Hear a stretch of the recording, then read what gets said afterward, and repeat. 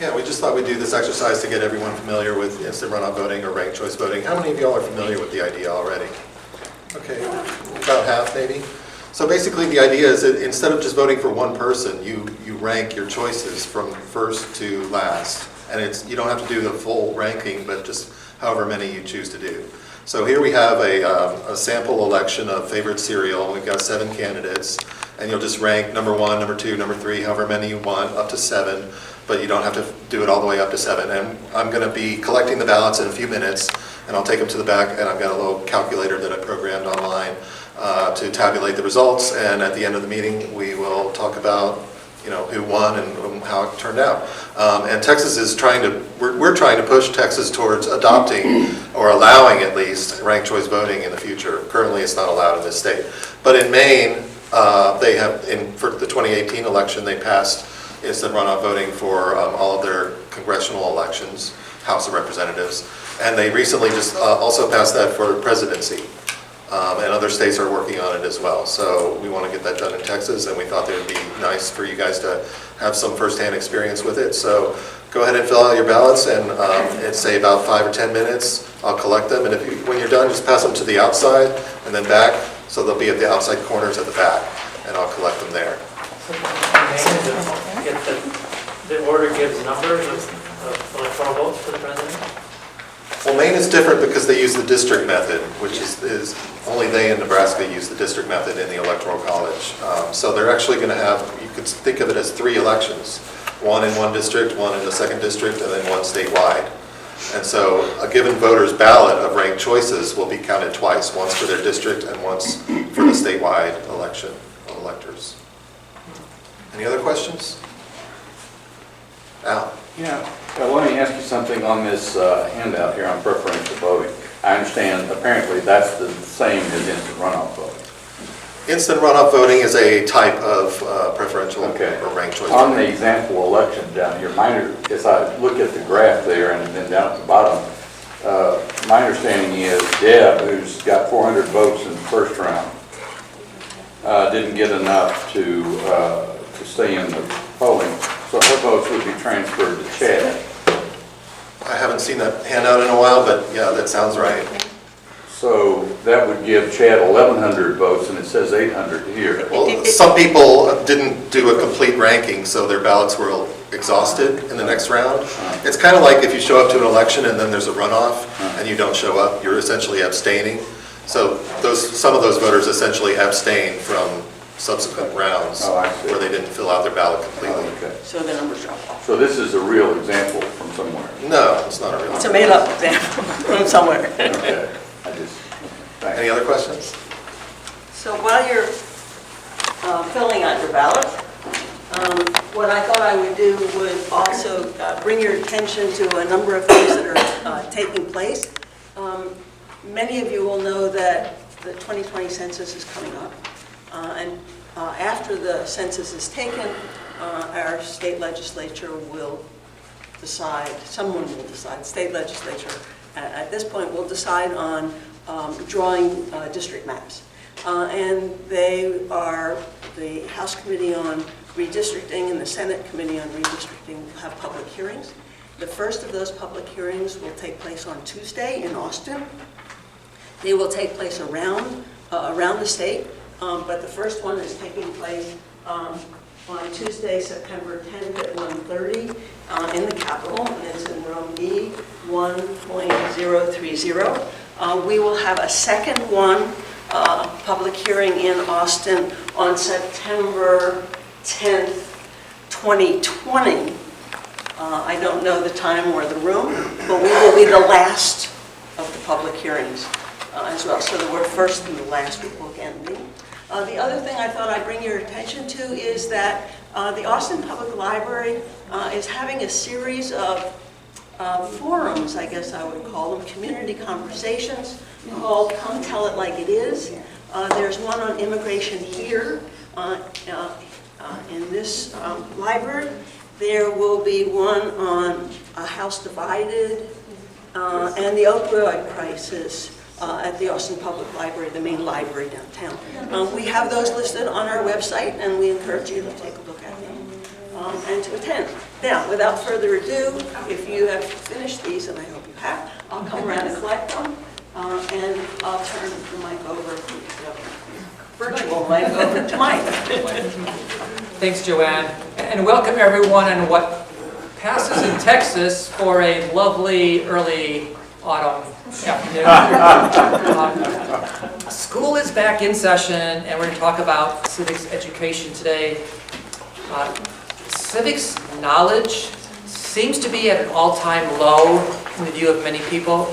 A survey found that only 26% of Americans can actually name all three branches of government. That's a big decline over previous years. Public trust in government is down to only 18% now. It's a common belief among many that our education process kind of shortchanges our students on civics education. Fewer than a quarter of 8th graders tested proficient in civics exams for the National Assessment of Educational Progress. Most states only require a half a year of government or civics education to graduate. 10 states do not require any such courses. Now, I think this is one of those topics that a large majority of people across the political spectrum agree on. We need better civics education to produce better informed citizens.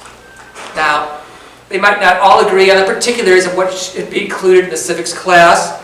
For example, what is the real meaning of the Second Amendment? Might not get universal agreement across Texas. But there's surprising broad agreement on many of the basics. How does government work? How many branches of government are there? How do you vote? Why do you vote?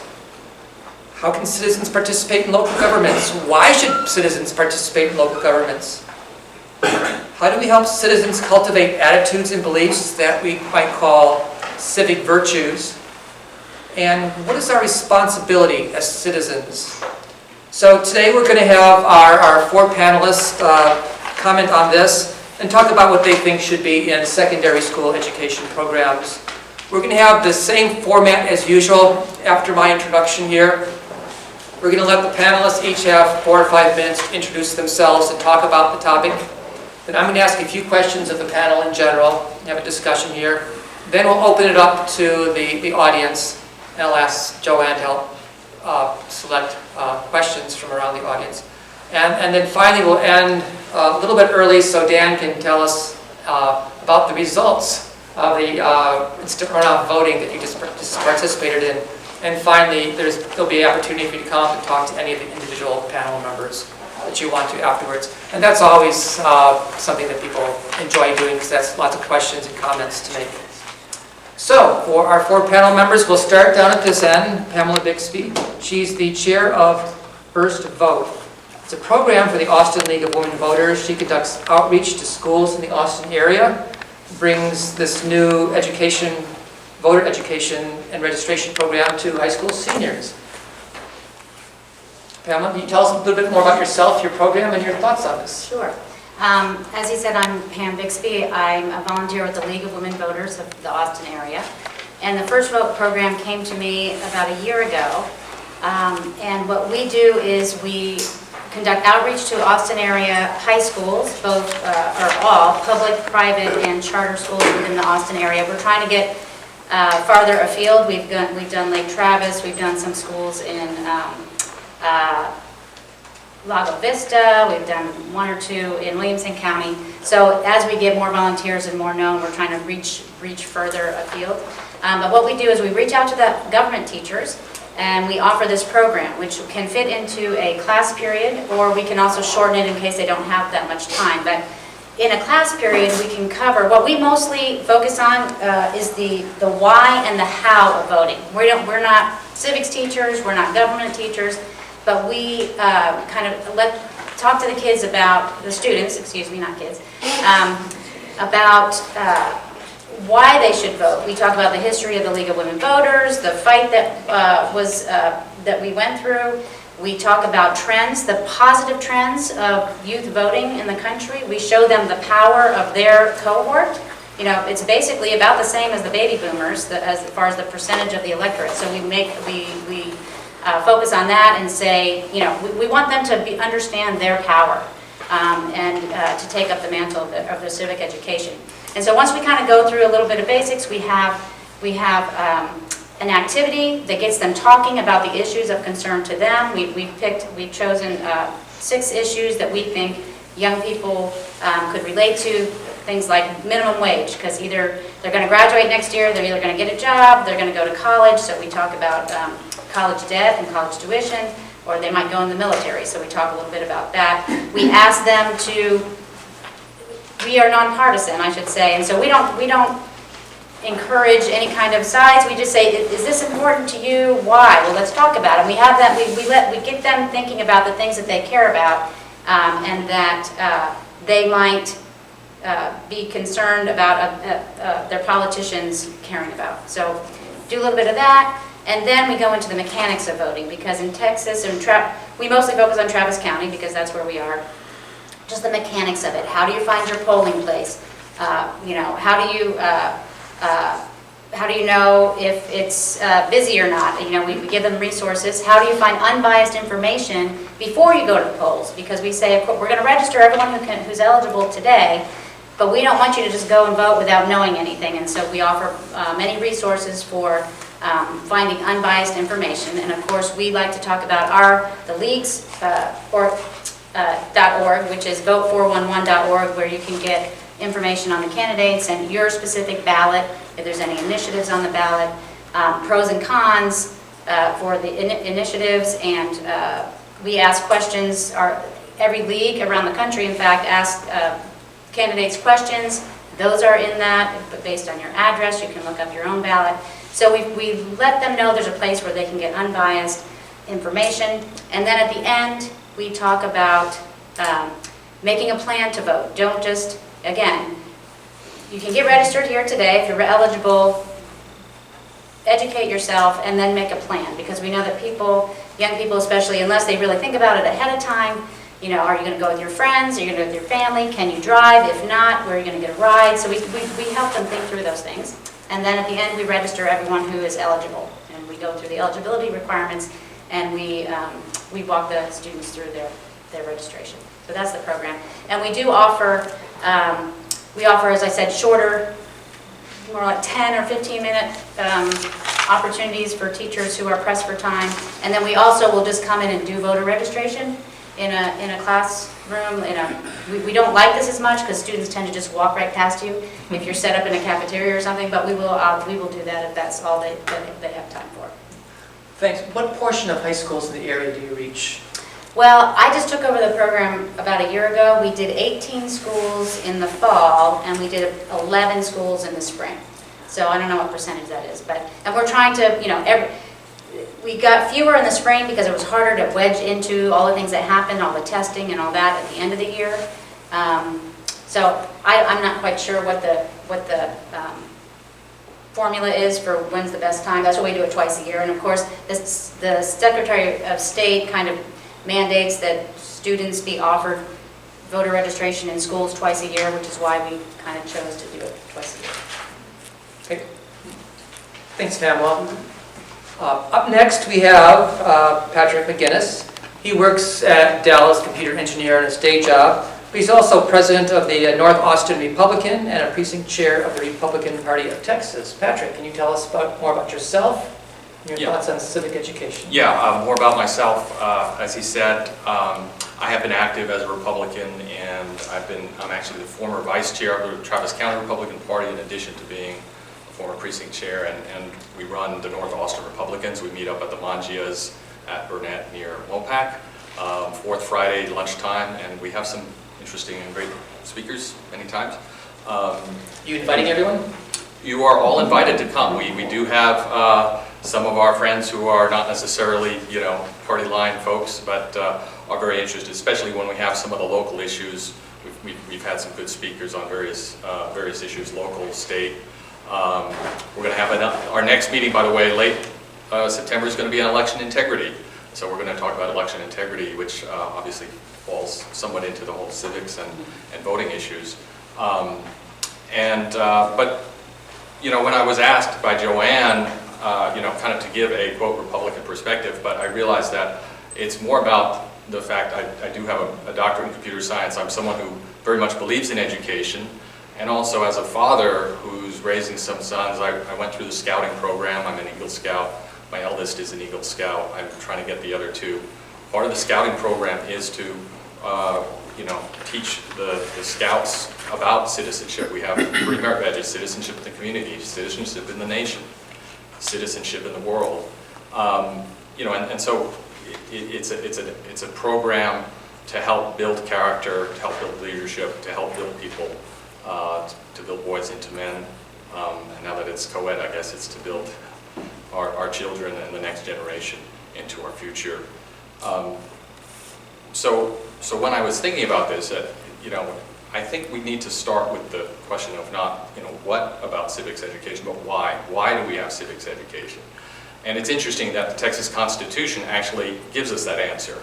In the preamble to the education section, they say, "A general diffusion of knowledge being essential to the preservation of the liberties and rights of the people, it shall be the duty of the legislature and the state to establish and make suitable provision for the support and maintenance of an efficient system of public free schools." So we don't, it's not that civics education should be a part of education. Civics is actually the reason to have public schools. It is the core of what our education system should be, and the reason why we should have civics education. It actually goes back to a Jeffersonian idea. Jefferson, he said, if a nation expects to be ignorant and free in a state of civilization, it expects what never was and never will be.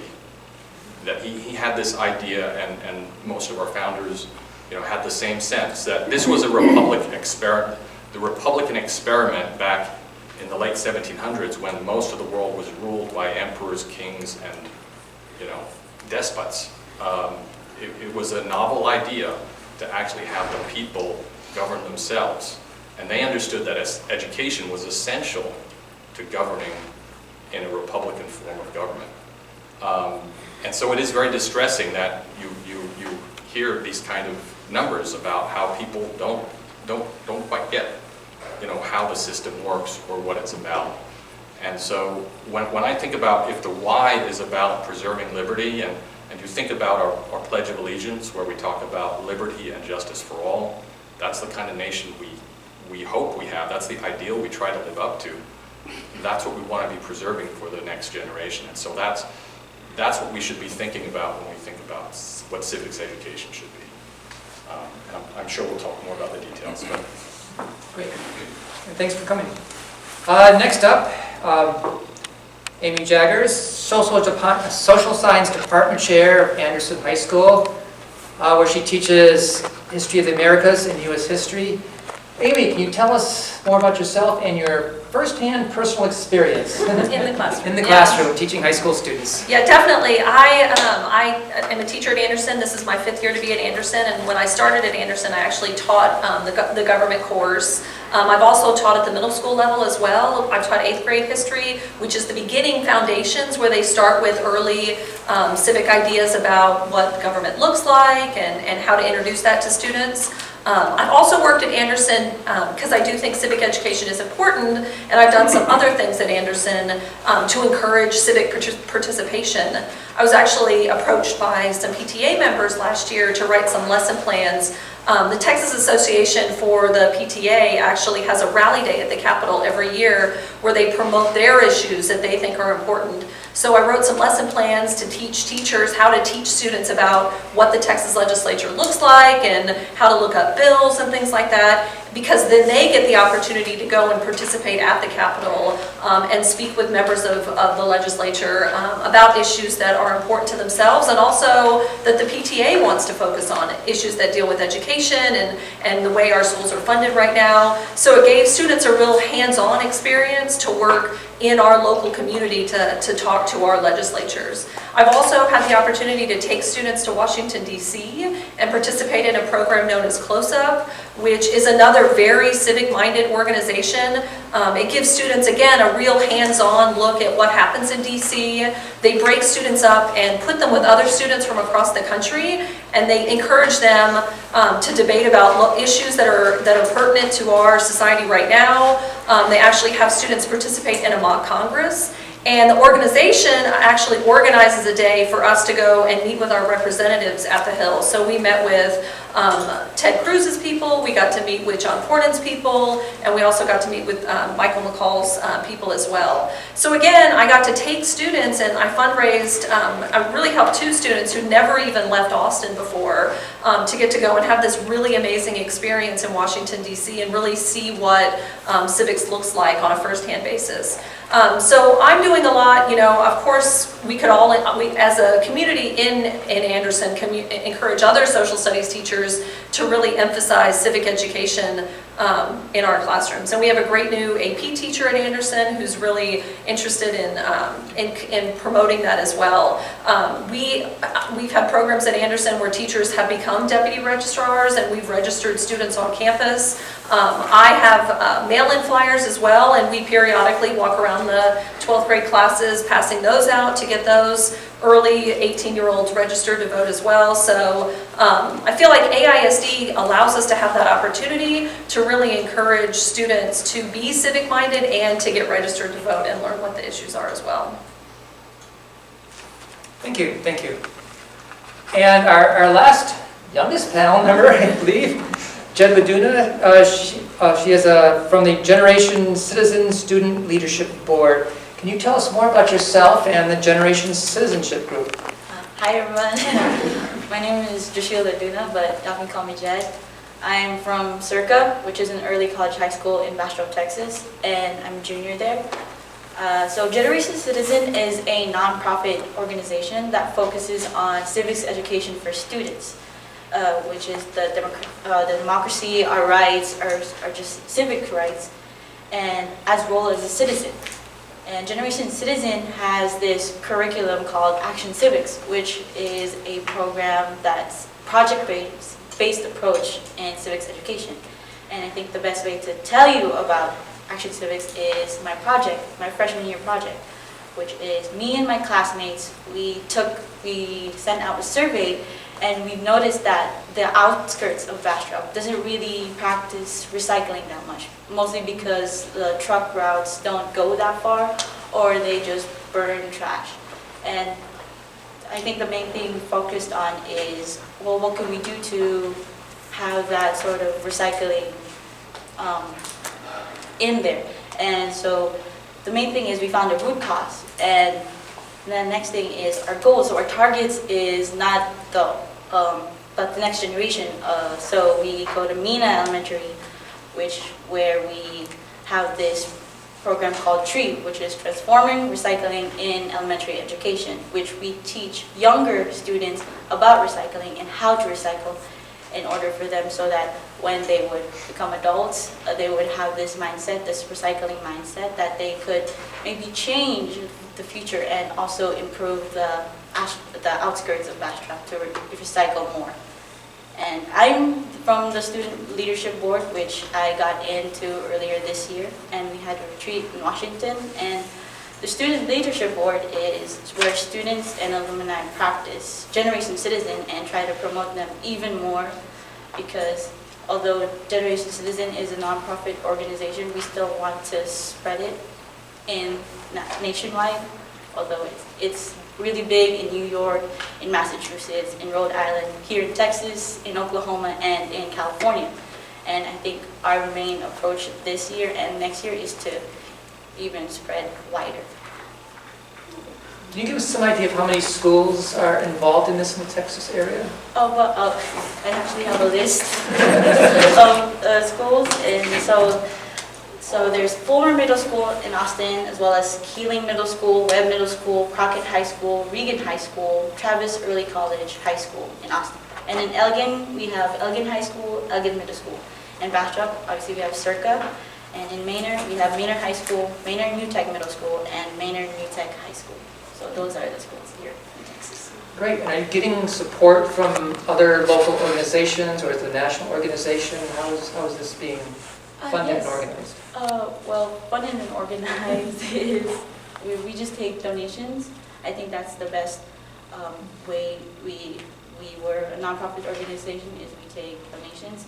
But also, some of these schools actually pay for the programs to be implemented in the school, because some schools here don't really have that requirement to have civics education in their high schools or in their middle school. And I think that's why. And what was the question?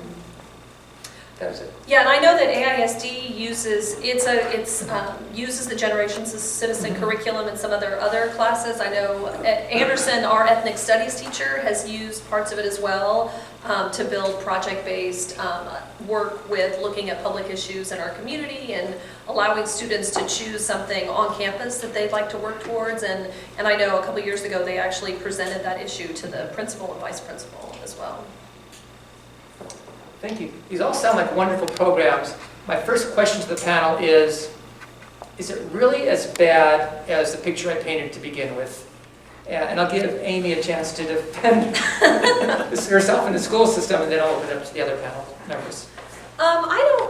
I don't think it's necessarily as bad. I would like to think it's not as bad as the image that you painted. You know, I think definitely we get them senior year. I know when I taught them senior year, there was kind of that expectation that they knew how government worked, you know, the different branches of government, and I always felt like that was something we actually did need to reteach. I mean, if you learn it the first time in 8th grade, a lot of students, you know, with history may be focusing on other things. So I think hitting the, going back and reinforcing those points and then building on that. I know Generation Citizen does that they start with the basics, teaching kids how the system works, and then you work on public policy issues that you might want to be involved in your community or at your state level. So I'm even seeing too that social justice is a very, you know, a big buzzword in education right now, and I'm seeing different programs even for history classes where social justice is really encouraged through different programs like Facing History, where we look at historical topics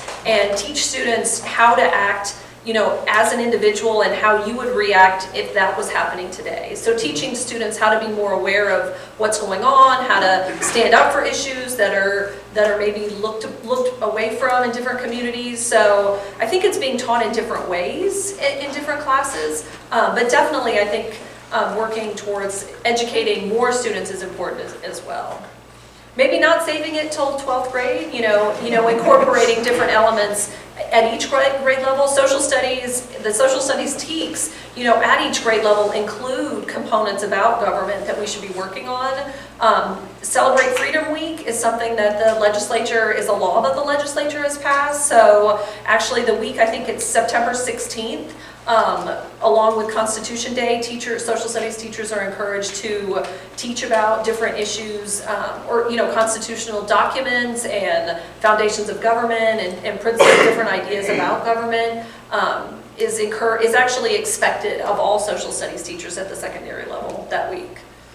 Okay. So for the other folks, the people you talk to, do they really think it's as bad as I painted at the beginning? Yes.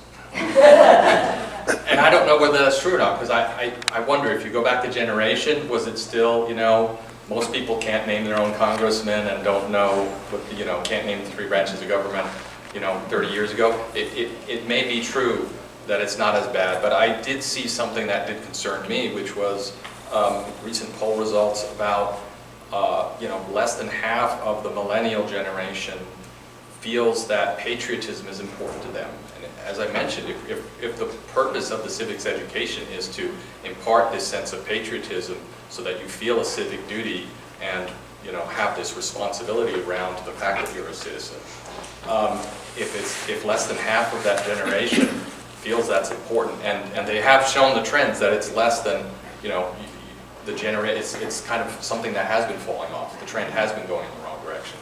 So I think there's 2 parts to this, that civics education there's a stewardship component, and I think some of these programs that are talking about project-based are helpful in that, and that they're kind of, you know, it's not just the facts and figures, or, you know, okay, you know, please explain what the you know, what the judicial branch responsibility is, or, you know, name the Bill of Rights. That's important, that knowledge is important, but there's that two parts. We need the knowledge so that we have informed citizens, but we need that sense of stewardship and that sense of patriotism so that when they go out in the world, they are actually contributing and making our civic community a better place. And I'll add that I saw a very wide cross-section of government classes across the Austin area. And I will say that I saw a huge disparity. I mean, like I saw in some classrooms where it was right before the election, you know, last year, the midterms, and in one classroom they had posters up of all the candidates and they had, you know, talking points and pros and cons, and, you know, the students seemed to know they could answer all of our questions, and they engaged all the way to students who had earbuds in and couldn't care less, and it was in a completely blank room, you know, with nothing on the walls or anything. So I feel like it led me to believe that it really is the teacher, because I mean, that seemed to be the only difference, right? I mean, like the teachers all have the same TEKS, they all have to, you know, they all have the same requirements, but it's how the teacher embodies that and how he or she engages the students. At least that's what I saw from my perspective, being in a lot of different classes. So is the problem that the TEKS, like you said, the TEKS are in these other classes? Can you explain what TEKS are? The Texas Essential Knowledge and Skills. So we have our own state standards. A lot of states follow Common Core standards, but in Texas, we have a legislative body that has created standards for each subject area, and then as you get into the elementary areas, grades for each grade level. So for U.S. history example, there's very specific content that we're supposed to teach, along with skill-based or skills that we're supposed to teach as well. And then included in that as well is elements about government and civic participation and understanding how it functions and understanding the ideology behind the government as well. And I think it's met at each grade in different ways. Like I would say at the 10th grade level, it's more looking at where did those foundations of government come from? You know, where do those ideas about what government should look like? Where do laws come from? Whereas in U.S. history, we look at, you know, what foundation is in terms of the Declaration and the Constitution, but we also look at, because we're studying more modern history, we look at how our actions in the past have affected the way our government has changed over time. So looking at like FDR's presidency and how he took more control of the government, and how, you know, that showed that the national government gained more power as a whole. So we look at government in different ways, I would say, in history, while touching on those ideas of civic knowledge. But I think what it comes down to is the teacher, you know, how do you mandate that in a classroom? I want to get back to Patrick because I completely interrupted you, and if you haven't lost your train of thought. It's actually more a question that would it be better if it was separated at the college level, for example. They have this requirement that you've got to take, now this is for, I guess, Texas university, so it'd be different if you were private, but to a private university, but where you've got to take Texas government, U.S. government. And so in other words, the government course being separate from the history course, so you can actually focus on the civics component. Do you think that would help reduce that variability? Because, you know, social studies tends to have a very overloaded Oh yes, text. yeah, and we, you know, and maybe we need it. Maybe even the government class should be a little bit longer instead of just a semester their senior year, or making it more even elective options for students who are more engaged and more interested in the content. I know at my daughter's middle school they offer, or at Lamar Middle School, they offer different government-based electives that students can take. So it'd be nice to see that, you know, giving kids more options.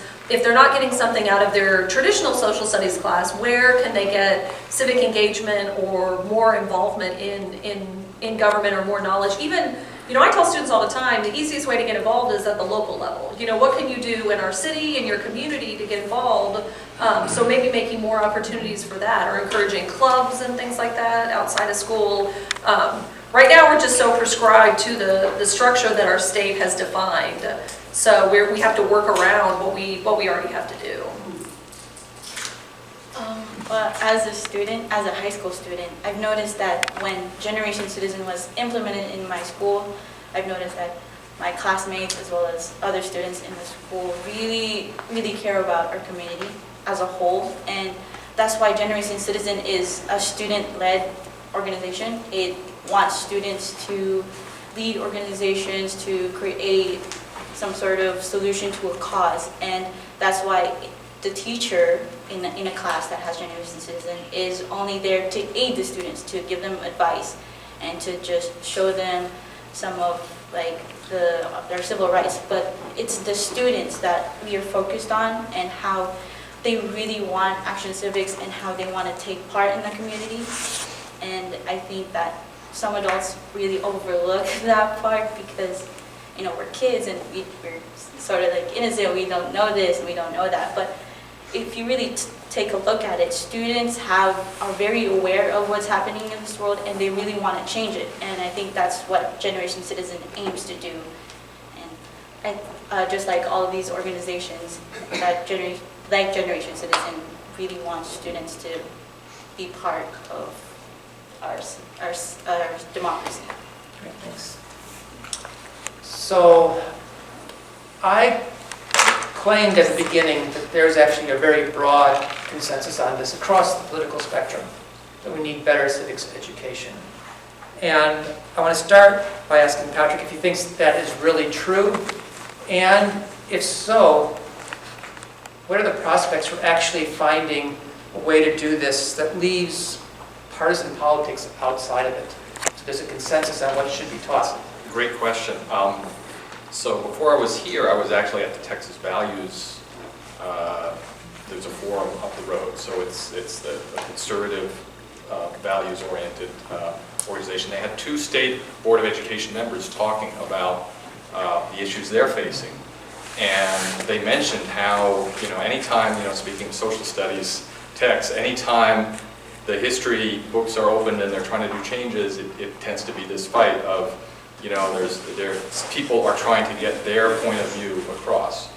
But, so I think inevitably there's going to be a level at which it does become partisan. I mean, I'm a big believer in the Constitution. I'm a constitutional conservative. And so when there are people talking about, you know, changing from the Electoral College, I go, wait a second, here's why we need the Electoral College. You know, there's federalism, and you're going to destroy federalism if you go away from this. And federalism is a core part of how our Constitution works, because we need local government to be more powerful than the central government. So I could go through that argument, so let's not get into it. But the point being is that we can teach the fact that we have the Electoral College, and then students can maybe come to some conclusion about, okay, this is great or this is not so great. But they've got to understand it. And I think so there's a level at which there is this common ground. You know, of course, there's 3. You know, until we start to identify multiple branches of government or whatever. But the core element, and I think there's a core consensus because, except for the extremes, we understand and we believe in this nation that we have. Again, I think this principle of liberty and justice for all is something that I think you can go from the left or the right through most of it, that's what we all believe in. So I think you can do that, but I think you will end up with some of the kind of fights that they have at the State Board of Education about, you know, what's most important, or what's, you know, is this, you know, do you lean this way or that way on some of this? But we've got to give those facts and figures to the students, and they're going to come to their own conclusions, but we want to let them do that in an informed way, right? I mean, the worst thing is for when you have this situation where they don't understand it. They still have the same right to vote, whether they, you know a lot or know a little. And it's better for all of us if we try to get that information in front of them and give them that opportunity to be responsible as a citizen. Among the people you talk to, is there a general consensus there needs to be improvements in civics education? So yes, for example, the conservative organization TPPF has a guy, Tom Lindsay, who's actually spearheading, trying to improve civics education. So I think there are other conservative groups out there. I know there was a point, and I don't know whether it was a liberal or a conservative or nonpartisan, but you shared some links about some of these other groups. So certainly there is a general belief that we need to improve civics education. And I would say, again, as kind of a constitutional thing, I want people to understand the Constitution. Because once you understand it, you realize how amazing our founders were. They actually crafted something incredibly smart. It survived and has served us and made us the greatest nation on earth over the last 200 plus years. You can go to other countries like France or other, they went through 5 or 6 republics. You could do a lot worse than we've done. And I think letting people know about that really helps. As a conservative, it's the worst case is for people to not understand what our nation is about, what our Constitution is about, what our government is about. Because again, the whole point of this is to preserve what we have for the next generation.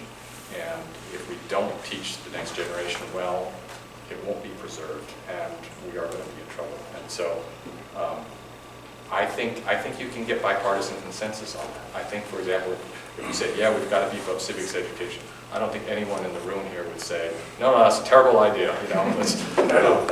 That's not it. And I think 80 to 90% of the content we would all agree on.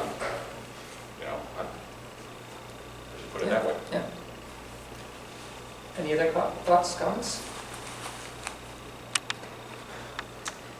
I do have to say, I see with my students that they are really interested in registering to vote. They're interested in wanting to get out there and know what the issues are. I had a German teacher come to me and tell me she overheard some students talking, and she heard one of them say, yeah, I turned 18.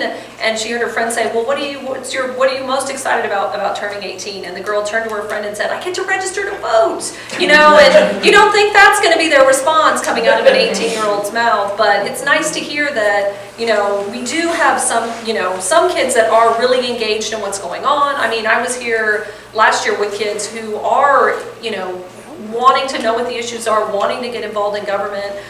So, I see a different side, maybe because I see more of a spectrum of kids at Anderson. But I will say that there are kids that are, really engaged, interested in what's going on in our government, and are active participants in what's going on.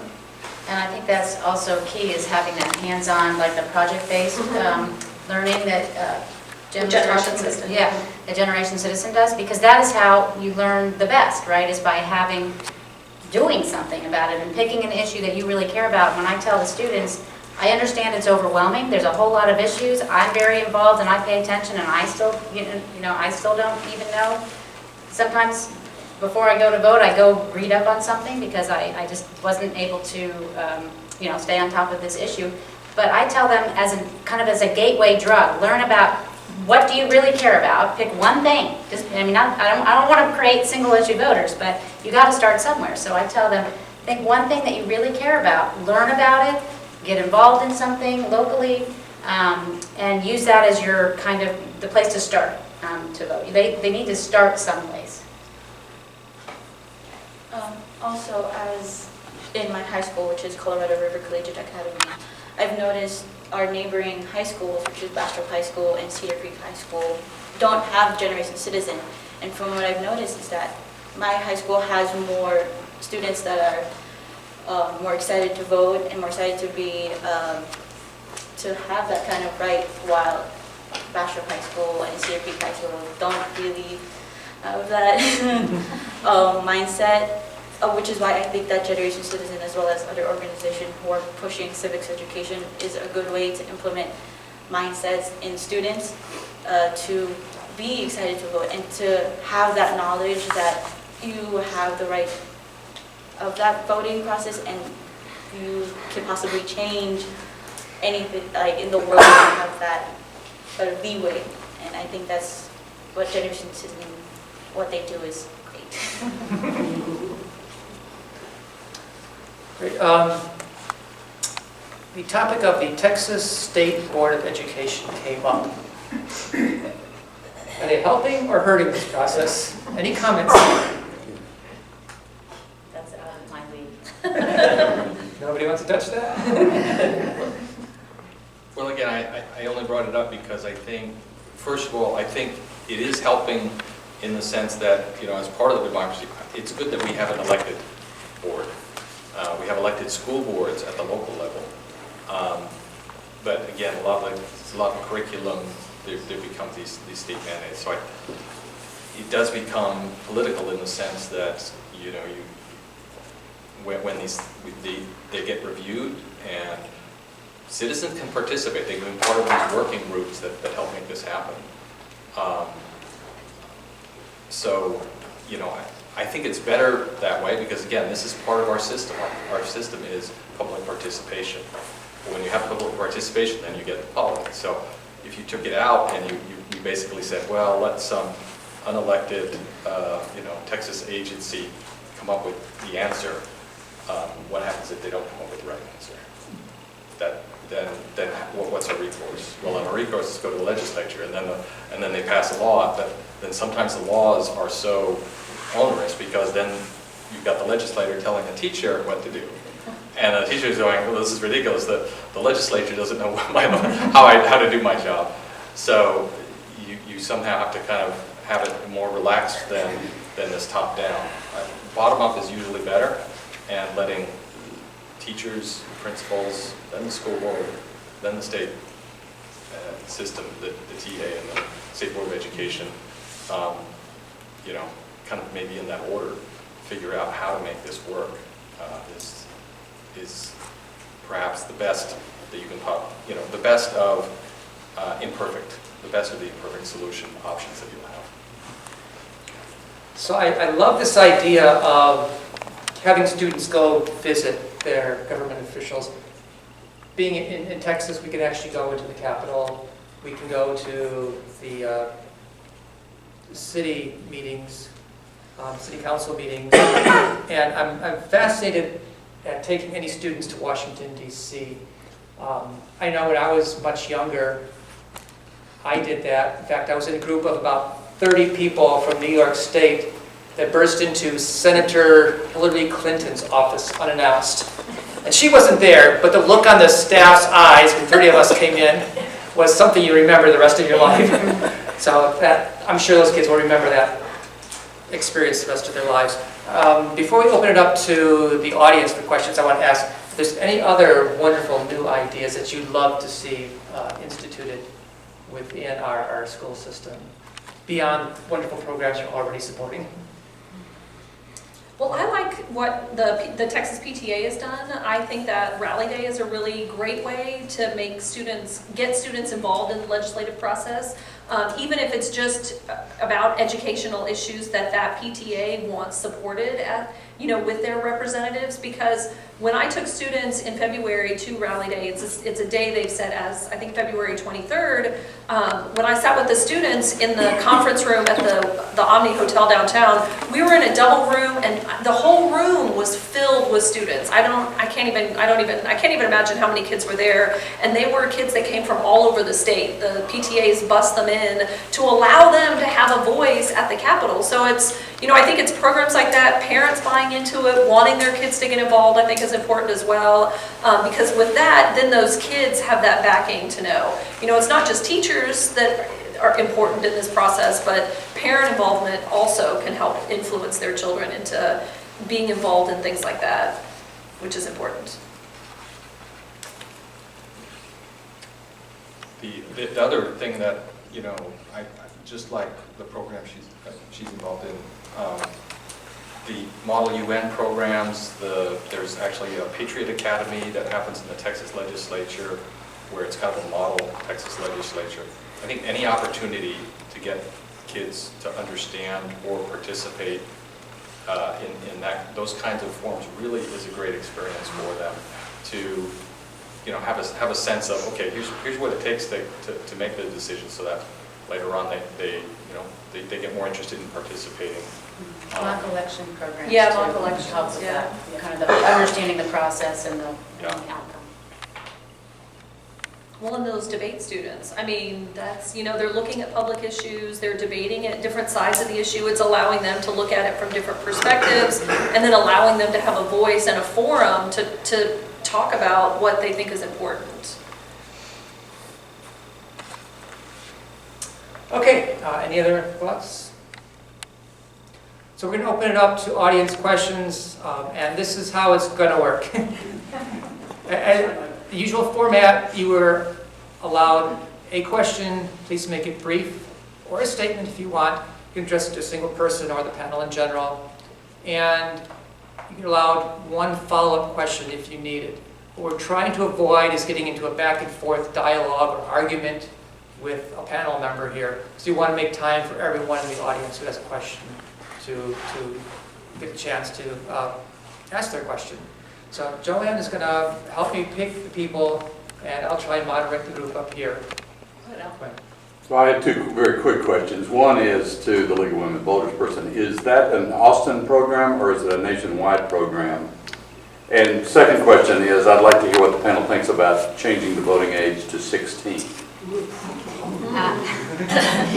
National League has a program called Empowering Young Voters or something like that. And so the National League kind of has some resources. The State League has a lot of resources. And then the Austin League does our program. So First Vote specifically is Austin. But if anybody wants is involved in civics education, teachers can go to the website, the Texas League's website, and there's it's called Be a Texas Voter. There's videos on there. There's whole pieces of curriculum that align with the TEKS. And then, of course, ours is more of a, catch as catch can program. But there's definitely lots of league resources out there. Thanks. And what's the second Yeah, question? the second question was 16 That's right. voting age.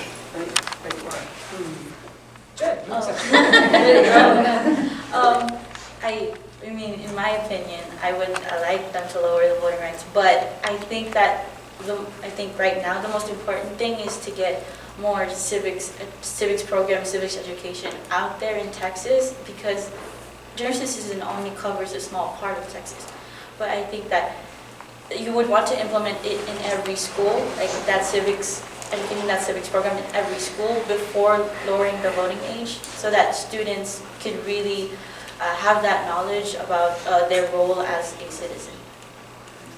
Yeah, and I definitely agree with that. That's what I was kind of thinking as well. If you're going to lower the voting age, then you need to lower, I would say, or increase more civic-minded programs at a lower, grade level. Maybe encourage, even starting in 8th grade, when you introduce what the foundations of government are, that there has to be, then a component as well as what is civic education, or what is being a civic-minded student look like? How can you get involved in your community? Maybe even bringing in more generation-type projects that would encourage that as well, I think would be important.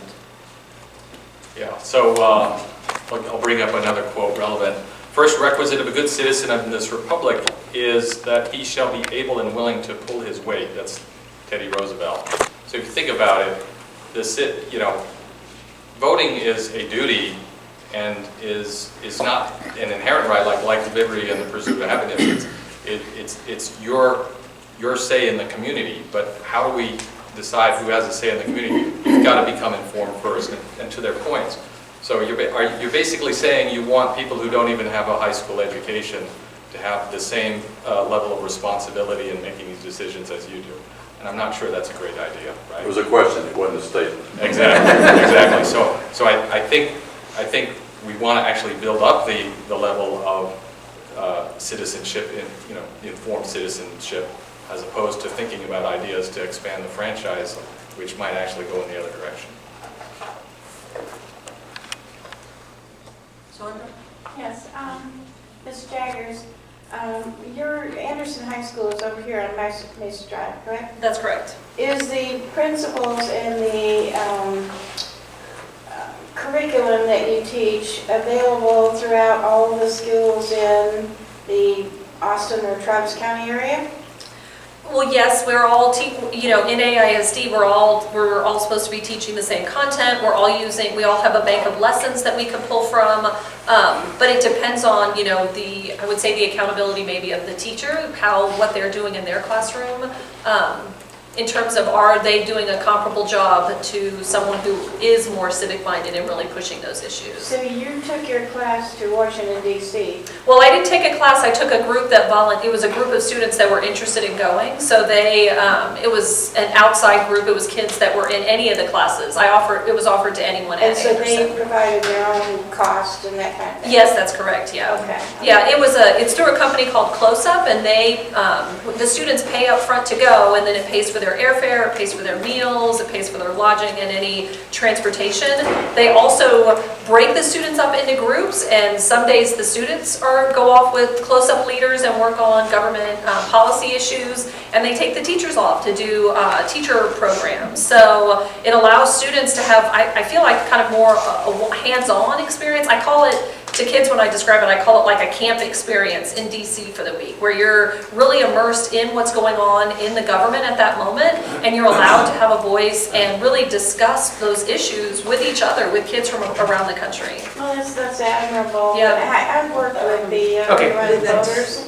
Well, I'm just going to ask if there seems to be a dichotomy here between the schools, whether you're on the west side or the east side of I-35, and I don't believe that the same advantages are on the east side of I-35. Are always being offered. Yeah, this is something that the company actually came to our school and asked if a teacher would be interested in doing it, and because it was actually something I did when I was in high school. The thing that the company, what I found out, and I've been telling teachers more about it, Close-Up actually, the Close-Up representative that you work with will actually work with you and help with grant opportunities. So one of the teachers that I was with that was from Tulsa, Oklahoma, her students all paid up front about $500, and then through grants and private donations and fundraising, their cost was covered. So, you know, I'd like to help make other schools aware of these opportunities so that there can be those kind of experiences for people around the city. Are teachers in schools open to having office holders come into the classroom to talk to the students, because that one-on-one interaction might get them more interested in civics? I think some teachers are, you know, I think it depends on the teacher, but I found at our school, I've been talking to some teachers lately about actually the program that Pam is doing, and I found that they're really open about them coming and wanting to schedule some time for them to come and do their program in schools. That's different from a legislator. Yeah, I have something to add to that. I actually ran for state rep in 2010, and during the campaign, McNeil High School had some event, and I filled in for, it was Larry Gonzalez, who then became state rep up there, where they basically brought the representatives of each of the parties in, actually. So it was like a Democrat, Republican, Green, and Libertarian, so it was like four.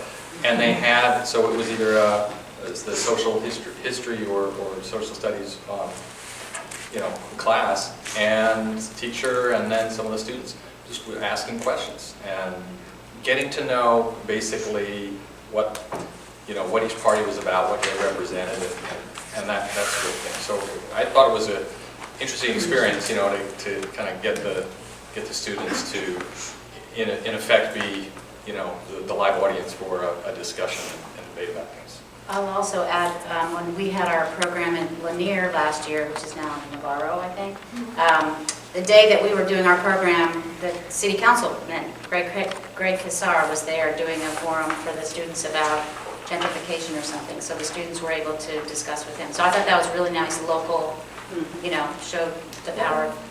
And we had a forum with this. We had a forum last year with the school board members. They came and talked to the PTA, and then students were invited to come and participate in that as well. I asked my office, I'm actually a state legislator, Oh, and so okay. my office has reached out to schools to Oh. say, I'm willing to come and be in the classroom, and we've had a hard time. However, during session, my availability was one day a week. Okay. So that made it a challenge, but I've extended that offer, and it hasn't been greeted with open arms. Do it as a debate, as a, like, okay, it won't be just one side, get the other side.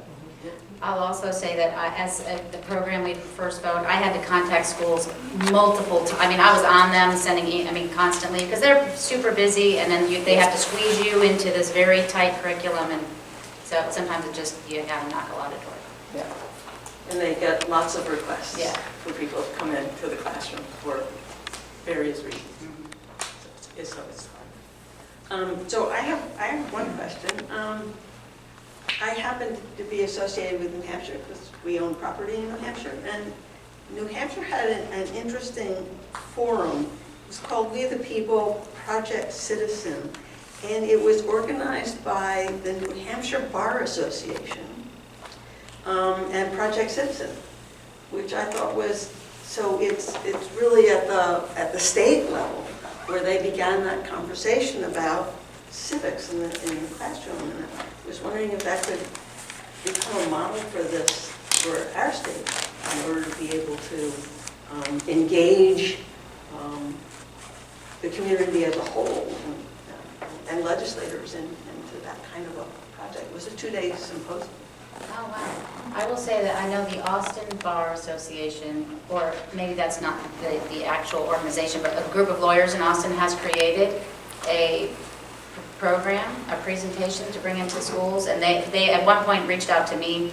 Theirs is much longer, it's much more the history of the government and all that kind of stuff, and so it didn't really work with what we were doing, but they have it. I mean, I think they'd love to bring it to the schools. Well, and they put on the Texas Law-Related Education, they put on a yearly conference for social studies teachers that's based on issues that are surrounding the government. I think I saw this year their like main theme is women's suffrage, and then they'll probably have court cases that deal with that issue, and then other topics surrounding government and teaching it.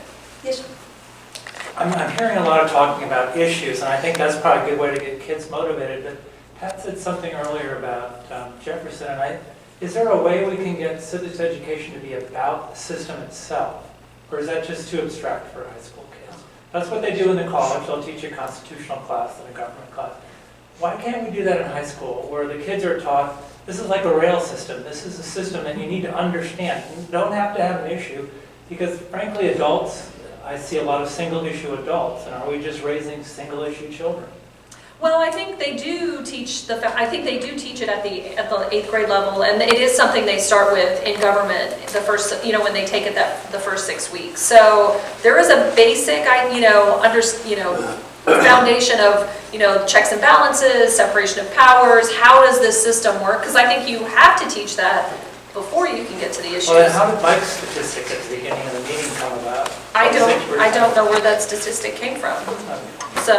And I get, from the media too, I kind of get the feeling that people don't really understand the Electoral College.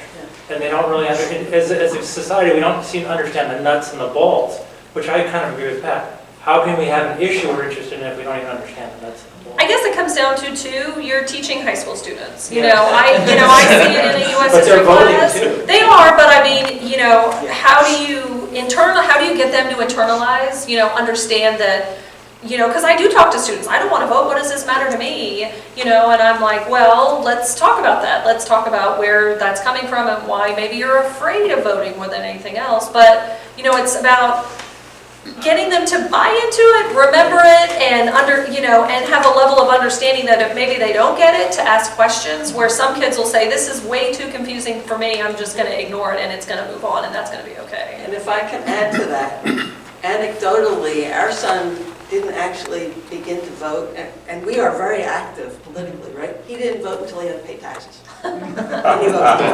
It's personal. So Generation Citizen, although it is a student-led organization and has student-led projects, it has teachers they're teachers that are trained, who teach students as they're fixing a problem or finding a root cause, teach them about how the government works, and it's how from the past and here in the present, how it kind of turns. So not only are they doing work and fixing an issue, but they're also getting that knowledge. That's good. Yes, sir. I have a question that reflects this gentleman's concern, the panel. What do y'all think about the fact that the founders were terrified of human beings voting, such that they set it up, the Electoral College, you couldn't vote for, people couldn't vote for president, people couldn't vote for senators? Indirect. That goes back to history, that the experience of the experiment that the founders were trying was so novel compared to what most of the world was experiencing, being under kings and dictators and other forms of government that were not democratic, that they saw that the Athenians had a history where in fact this idea that democracy would devolve into mob rule. And so the whole point of it, they were careful about a lot of things. And so part of that was the divided government. Part of it goes back to when I was quoting Jefferson, that he understood that this form of government would not work if you didn't have informed citizens. And you can see experiences out in the world today, even today. We're spending all this money, all these troops, trying to create this, make Afghanistan a better place. And it's not working very well. It's not something that works unless you have people who are ready to be citizens in this republic. And so to George's point, I was thinking about this. Like what's the core recipe? What's the core for understanding our system of government? What would be the one most important book? Understand it. Like if you were on a desert island and you needed one book, I'd say it would be the Federalist Papers. And but the point is, how do you get the kids version? I have a whole stack. So we've got kids. We have the illustrated Moby Dick. Somehow you got that huge book down into a kids version. You got kids versions of a lot of things. But all I can think of is Schoolhouse Rock. But what do we have that's like the kids version, so that a 10th grader can actually feel accessible today? John Meacham has one on Jefferson. It's true. I mean, it's an old book, and these are old ideas. We're talking about the 21st century. We've advanced in a lot of different ways. But how do we kind of make sure we don't lose what's good about this, as opposed to, think, well, they didn't have all the answers, so we've got to figure out how to make that relevant and understandable. And you can try to get kids to read this, but I don't think most of them will. I'm told what you need is a series of YouTube videos, each at most 3 minutes long. I like that for each paper. But thankfully, too, we've had groups, individuals in our society that have challenged that view and fought for the right to vote. Women, African Americans, who have spoken up and challenged and said, I am informed. I know what's going on, and I have a right to have a say in the voting process. I mean, it took women over 100 years to get the right to vote, so we have seen our country evolve into something where we want people to have a voice, but we also need to teach them how to be informed more than anything else. Carl. I have a question, kind of maybe one more peel of the onion here, and that is teaching as part of civics the techniques, the ability to have a civil discourse. So is that something that gets into any of the things that you're talking about? And Pam, I'm thinking, when you talked about the issues that you kind of had discussions about, is there opportunity there to hear both sides and not demonize the other side? Right. Well, that is certainly because we're a non-partisan organization. When we ask, it's a 10-minute exercise, so we're not going into, we just kind of say, well, here, you care about this. What are, let's talk about what you care about. Let's talk about the other side. And it's just a quick conversation to say, this is something that you care about, and that something can be done legislatively. And so you should look at who's running and what they care, just to kind of connect the dots, you know what I mean? So we don't delve too much into that, except to make sure they understand that we are nonpartisan. We're more about democracy, making democracy work, and making sure everyone accesses the franchise of voting than about the issues. We don't talk that much about the issues. And I would say I think some teachers probably shy away from it because they are afraid of the dialogue that goes along with it. As legally as teachers, we're supposed to be nonpartisan. We're not supposed to really promote our beliefs or our ideas in the classroom. Some teachers, of course, have a harder time with it. Some teachers, with our own implicit bias, students might guess where we lean, but I think it is important in the classroom to have the discussion and teach kids how to have a discussion without it turning into them demonizing one another or, putting them down. So I think that's a skill we work on in social studies classes, looking at perspectives, understanding different points of view. I think that's important. I think that's a trend that history is moving towards, is not just reading history out of a textbook, but looking at different perspectives, looking at different primary sources, looking at how historians view the event differently, which in turn teaches students how to have a good discourse, how to have a good discussion in class. Yeah. Go ahead. So I have it's like a required elective, but I have a class called Civil Rights and Civil Liberties, which is led by a teacher. And in that class, we just focused on each time we focused on a case here, like Texas v. Johnson or Tinker versus Des Moines, and we delve into those cases and see both sides and what they believe in, what they're fighting for. And I think it helps students with that, on that view of not demonizing the other side.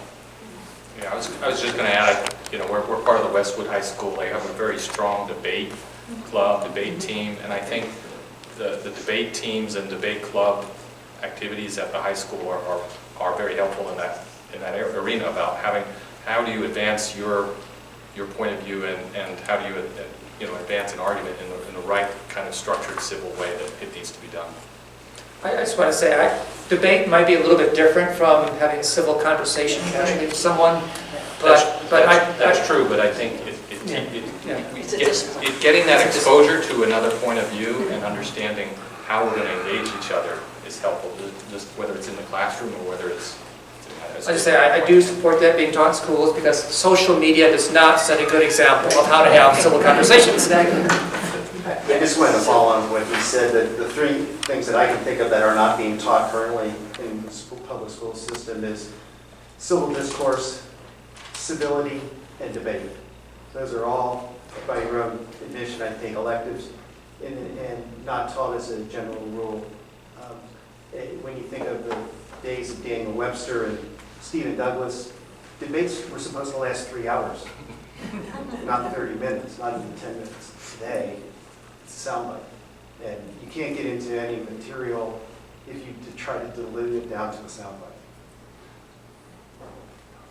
Well, I know we use strategies at our school in the English and social studies classes. They're called Socratic seminars, where students are taught, and it's a miniature debate. We're taught methods and how to respond to one another and how to interact with one another, either based on a novel or an issue within the novel or even an issue that we're studying in class. So I would say that we are trying to implement some ways to move away from what they do on social media, on their phones, or whatever's going on their phones and in those forums, and make it more of an open, democratic process. Yeah. Some of these questions are kind of related to what I wanted to ask, which is, you mentioned a minute ago the question of so few people responding positively when you ask about patriotism or being patriotic. And I'm wondering if that is possibly not due to the question itself, but whether the connotation of the word patriot or patriotism has changed, because there are so many groups now that use that in their title, but what they actually mean is, I love my country except for the 75% of the people that disagree with me. So is there, I guess my question is whether that's even a realistic question to ask people, because the nature of the word itself has been radically changed by the way it's being used currently. You had the most to say earlier, now that I'm interested in whether that rings It's a great question. I don't know whether if you rephrased it, but the poll, and it's just something I saw last month or last couple weeks even, so it's somewhere in the recent news where it was polled. It was also about belief that, is God important to you? Is having kids important to you? And is, and I'm trying to, and I wish I had the exact words so we could ask about it, but it was, it's patriotism.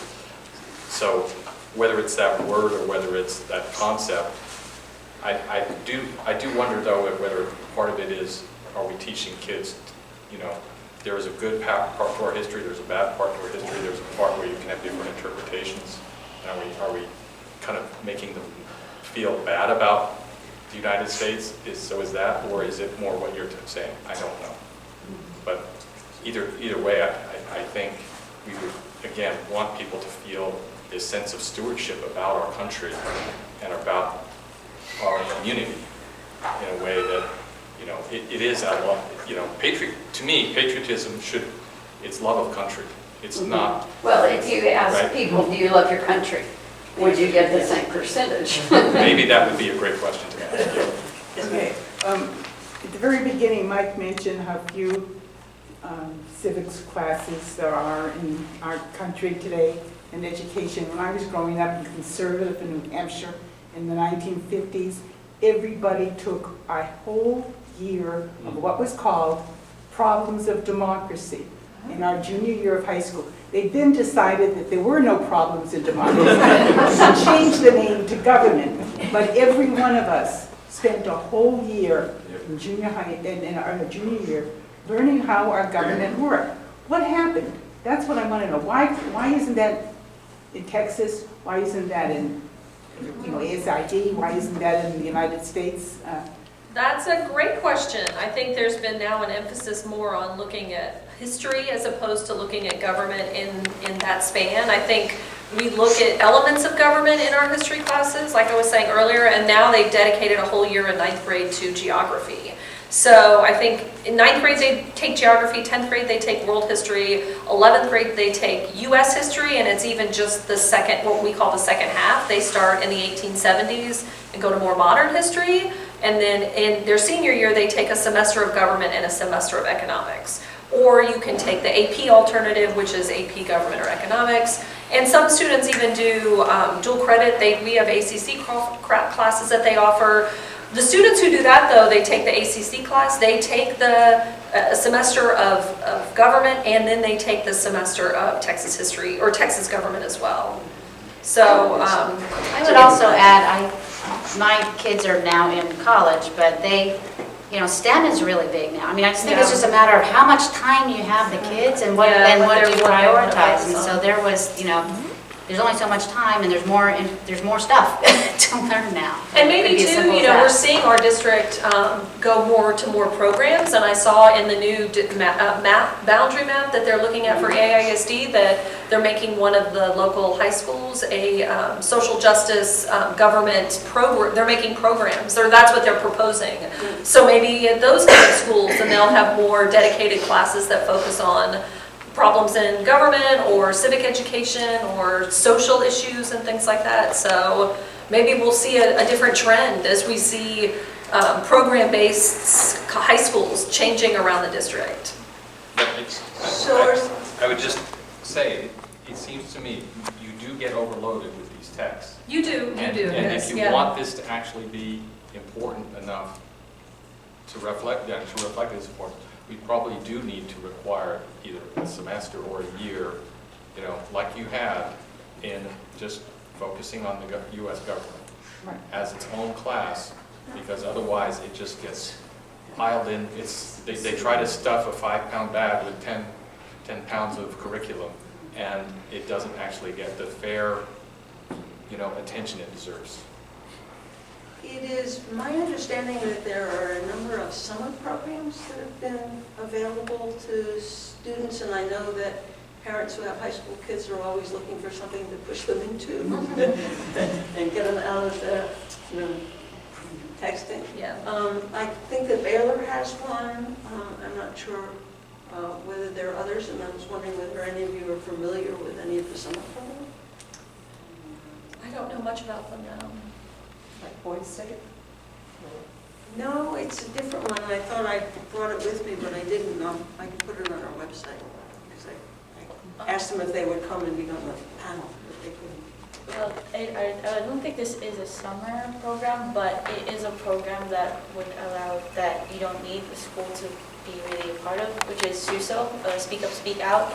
It is just like Generation Citizen, which encourage students, not just students, but also homeschool students to speak up so we have a day where they would go to the Capitol and they would be in front of panelists and judges who they would voice their concerns about the community politically and also just as students. So and this is a good thing because you don't really need the schools well, you do need, but if you were to just do it at your home, you could, just like homeschool students do.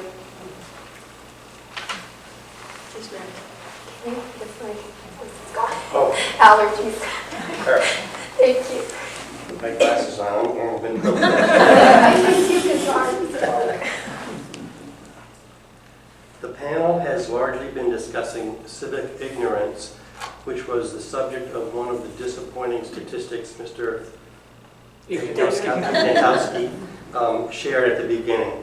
One stat that has been ignored is the 18% of people who don't trust the government.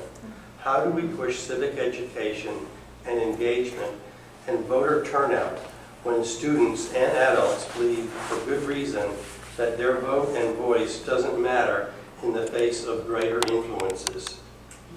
Excellent question. I'm glad I did that. Well, I tell students who feel frustrated with what's going on in Washington that they can work at a local level. That there's always things going on in Austin. You can go to city council meetings. I know in our area of Northwest Austin, we had an issue with there was going to be a large hotel being built over on Spicewood Springs Road. So I tell students if there are things that they want to get actively involved in, that the easiest way to do that is at the community level first, and then they can move on from there. I also bring that up, and the other thing, an excellent question, and I ask myself that every day. The local level, and then the other thing I tell them is if they're 16 and over, they can be a poll worker. Yeah. And I told them that I actually did that because I was ignorant about how it all worked, that how this election security happens at a local level. And I tell them what my experience was, and they are allowed, if they're over 18, to also be a poll worker, and I offer that to our students, and I have them grab a QR code that we give them that will send them right to the application to be a poll worker. And they get paid. They get paid $10 an hour. And I believe it's still an excused absence from AISD, and we work all day at polls. Yep. So that's one thing. And I happen to be an election judge, and I don't see any poll workers in my precinct. Unfortunately. Any other questions? Okay, one more time, one more. Need time for one more. One more, yeah, exactly. I was going to ask, do y'all teach how to recognize fake news and false testimony and people making stuff up? And do you go over how We do. That's something we talk about as, as teachers. We talk about resources to use in the classroom and resources that we can help students with. It's definitely another kind of hot topic right now, and there's a lot of sources to use, curriculums that we can use that we can implement with that, which is important right now for sure. Yep.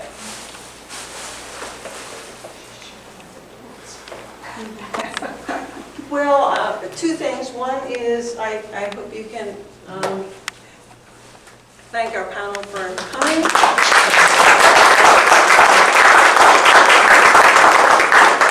They'll be willing to stay for a few more minutes because often we have sort of informal conversations. And I'm going to turn it over to Dan for our ranked choice voting project and see which cereal came out on top. But I'd also like to say that in October, we've been talking about civics, and we've been talking about civics education. In October, our meeting will be on the 10 constitutional amendments and the 2 city propositions. So in order to be an educated voter, you have to know what these things are because you can't just walk in. And the number of people who vote on November 5th will be abysmally low. And it matters because it affects you and your life. So I hope that maybe we can get some seniors to come and listen to what's being proposed. So I'm going to turn it over to you. Yeah, so thanks for everybody for participating in this exercise. We had 30 ballots, and none of them were spoiled, so congratulations on that. No chat. No chat, no. The instant runoff voting tally took 4 rounds. In the first round, we had a clear front runner, granola, with 13 out of 30 votes. And you see Wheaties and Fruit Loops both had 0 first place votes, so they immediately got eliminated. Aside from those zeros, the lowest were, there was actually a tie for last place between Corn Flakes and Rice Krispies, which both got 2. We randomly choose, or actually it's alphabetical, but it's essentially, it could be random, to eliminate Corn Flakes in that case. And those 2 votes transferred. One transferred to Honey Nut Cheerios for round 2, and the other transferred to Raisin Bran. So then in round 2, we still have granola with 13. And we have 3 other candidates. The lowest place of those was Rice Krispies, so it gets eliminated, and those 2 votes both transferred, it looks like, to Honey Nut Cheerios in round 3. And we still don't have a majority, being that we have 30 ballots, a majority would be 16. So with only 13 here, granola still doesn't have enough to win. So we eliminate the last place out of these 3, which is Honey Nut Cheerios, then we transfer those votes to those voters' next preferences. And in round 4, we finally get granola pulling ahead of a majority with 17, and it is the winner. And I also compute here the board count, which is done by points, and granola also won that easily. And so there's no discrepancy here. This is pretty straightforward. And I also compute Congress AIRV, which I won't bother explaining, but you can look it up if you want. And it found the same winner. So that's the result of our voting exercise. What is the point of doing that, in a primary, where? Yeah, so the point is, one of the main points is if you have 1 or 2 candidates, then you may have what's called a spoiler effect, where the winner, say the winner gets only 40%, that's like in a plurality voting system, because the other 2 have 30 and 30, they're splitting the vote. Well, if there hadn't been 3 in the election, if there had only been 2, then those 2 30 and 30 may have teamed up against the guy who won 40. Right. And so you don't want to declare a winner until somebody has a majority, is essentially what's going on here. So you could go back to the polls every few weeks or whatever it is and have runoffs. Or you could just do it this way. This is a shortcut to having runoffs, and it saves a lot of money. I see, okay. Because you already know what the voters' preferences are, so those, you can assume that those would be what the voters were voting for if their first place candidate was eliminated in the first round. And one place that it's often used is in nonpartisan races like city council races. So you don't have to have a runoff because the runoff is extremely expensive, and the number of people who vote in a runoff is really small. Right. So this way you encourage people to vote, you encourage them to think about their choices, and again, you have to have 50%, so a winner has to win with a majority vote. Would it be an advantage to just vote for one I only voted for granola, because I didn't want any of the other ones to win. It's your choice. With that, I don't think that matters. It doesn't matter. If granola had gotten eliminated, which it didn't, but if it had, your ballot would be considered exhausted, and it'd be just like abstaining. And your voice would be gone. So, and it's been shown to increase the number of candidates that are willing to run, because you don't have in a runoff, in an election like this, the top candidates are not going to be fighting with each other because they are trying to get first, second, or third choice on your ballot. So they're not going to dish the other person because it makes them look bad and they're going to drop. You know, so it becomes a much more positive experience. We have a handout in the back that shows some of the positive reasons for choosing ranked choice voting. There is a statewide effort now to try to get ranked choice voting back into our state election code. For some reason it was dropped off in 1985 and nobody knows why. So looks like there's a statewide effort to try to push this, and Common Ground for Texans is right in there. It's been pointed out, this was a great example, but it wasn't really a truly nonpartisan example. For example, a nonpartisan example would have bacon and eggs as an option, or biscuits and gravy as an option. It would have been breakfast as a whole. Breakfast as a whole. But the fact that granola won means this is not exactly a nonpartisan group either. Exactly. Well, thanks, everybody for coming in, and I hope that you get on our email list so that you get notification about our October meeting. And we hope that we will co-host it with the Legal Women Voters.